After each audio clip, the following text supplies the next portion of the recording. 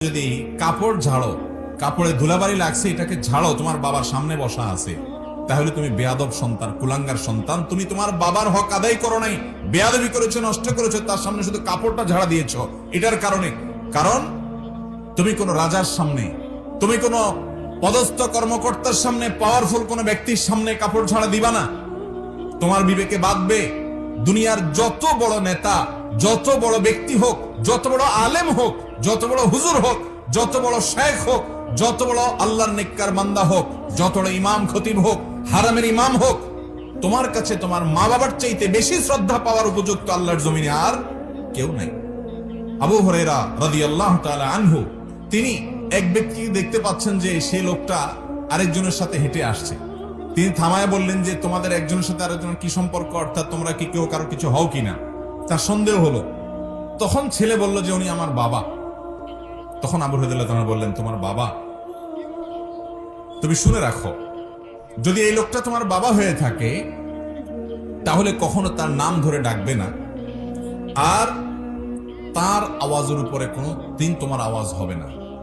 তিনি যে আওয়াজে কথা বলবেন তার চাইতে বড় আওয়াজে তুমি কথা বলবা না, তার চাইতে বেশি উচ্চ আওয়াজে তুমি যদি কথা বলো তাহলে তুমি বাবার কুসন্তান।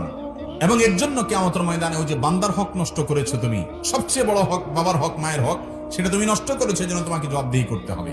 তার চাইতে কখনো জোরে যেন আওয়াজ না হয়। বাসাতে, বাড়িতে, ঘরে যখন কথাবার্তা হবে, বাপের আওয়াজের চাইতে তোমার আওয়াজ যেন বড় না হয়, এটা তোমাকে খেয়াল রাখতে হবে। আর কখনো কোন জায়গায় হাজির হয়েছ, তোমার বাবা চেয়ারে বসার আগে তুমি বসবা না, বাবা বসবে তারপরে তুমি বসবে। যদি কখনো একসাথে চলো তো কখনো বাবার সামনে দিয়ে হাঁটবা না, তুমি পিছনে থাকবা, তোমার বাবার সামনে হাঁটবে। এবং এমন ভাবে হাঁটবা যে যে কেউ দেখে জিজ্ঞেস করা না লাগে এরা বাপ সন্তান, দেখেই বুঝতে পারে উনি বাপ, উনি সন্তান। তোমার আদব থেকে, তোমার লেহাজ থেকে, তোমার ভদ্রতা থেকে। ভাইরা আমার, আজ এই জিনিসটা হারিয়ে গেছে। আজ আমাদের তরুণদের কাছে, যুবকদের কাছে, বিভিন্ন বয়সের মানুষের কাছে যার সাথে সবচাইতে বেশি দুর্ব্যবহার করা যায়, যার সাথে সবচাইতে বেশি রাগ ঝাড়ে যায়, যার চাইতে সবচেয়ে বেশি ঝাড়ি দিয়ে কথা বলা যায়, সেই লোকটার নাম হলো মা। ঠিক না বেঠিক?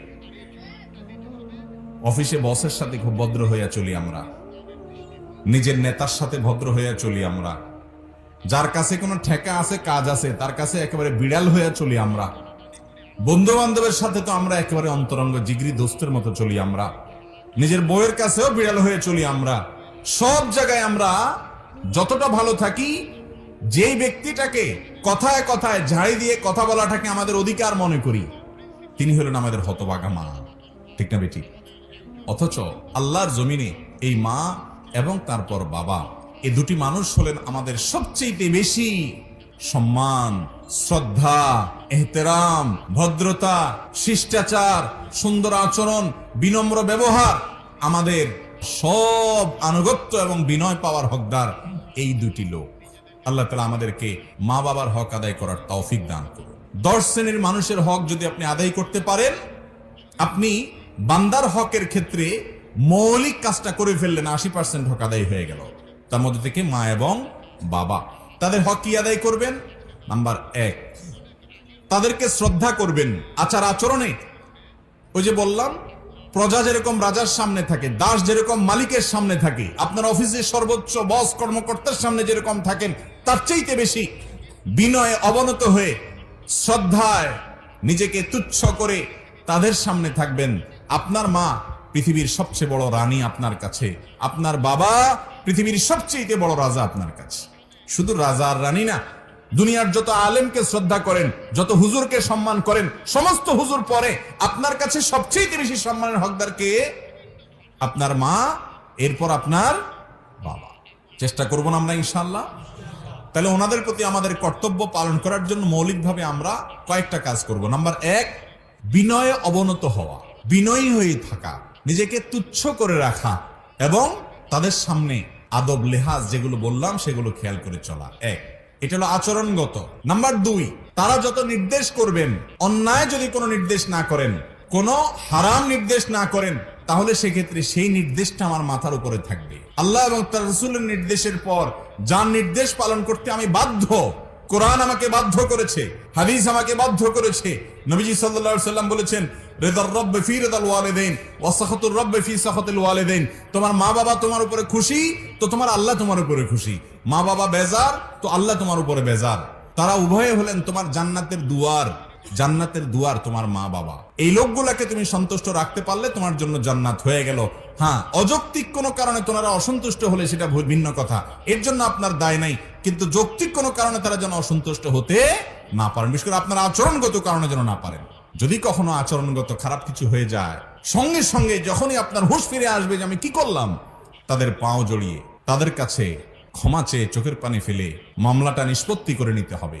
যদি আপনার মা বাবা দুনিয়া থেকে চলে যান আর আপনি মাপ চাওয়ার সুযোগ না পান, তাহলে মামলা বড় জটিল, বড় কঠিন। এই জন্য দ্বিতীয় কাজ হলো তাদের আনুগত্য করা। যখন নির্দেশ করবে নির্দেশ পালন করা। কত গুরুত্বপূর্ণ দেখেন, আপনি নফল নামাজে দাঁড়াইছেন, আপনার মা ডাক দিয়েছে, আপনি নামাজে আছেন, কিন্তু আপনার মার ডাক শুনে আপনি বুঝতে পেরেছেন খুব জরুরি কোনো বিষয়ে ডেকেছে, তাহলে নফল নামাজ ছেড়ে আপনার মায়ের ডাকে আপনাকে সাড়া দিতে হবে। এর নাম ইসলাম।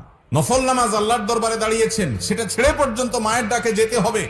এইরকম মাসআলাও আছে, এরকম পরিস্থিতিও আছে। কত বড় জায়গায় আল্লাহ তাআলা রেখেছেন মাকে বাবাকে, আমরা কোথায় রেখেছি?